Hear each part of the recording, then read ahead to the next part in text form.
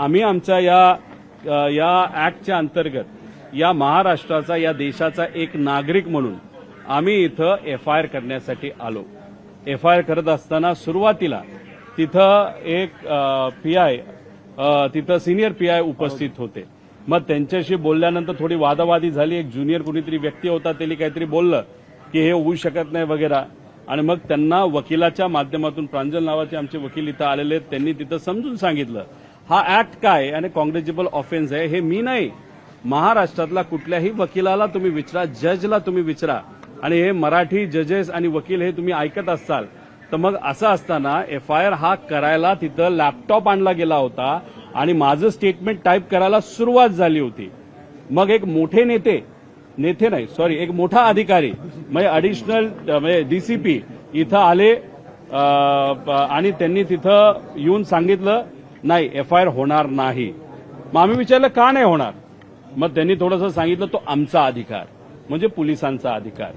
आणि मग म्हणलं की अहो या पुस्तकामध्ये जे काही दिलंय, जे ऍक्ट आहे, एक वकील सांगतायत की कॉग्निजेबल ऑफेन्स असेल तर एफआयआर आपल्याला घेता येते. त्यांनी तिथं सांगितलं तुम्हाला करायचं करा, आम्ही एफआयआर करून घेऊ शकत नाही. आणि हे तुम्हाला ज्याला सांगायचंय तुम्ही त्याला सांगा, तुम्हाला जिथं जायचं तिथं जा, जी कारवाई करायची तुम्ही करा, पण आम्ही ही एफआयआर नोंद करू शकत नाही. मग दुर्दैव असं या देशातला नागरिक म्हणून आमचा जो अधिकार आहे तोच आम्हाला वापरून दिला जात नाही. मग कोणाचा असा फोन आला या मोठ्या डीसीपीला की ज्याच्यामुळे ते एफआयआर करून देत नाहीत.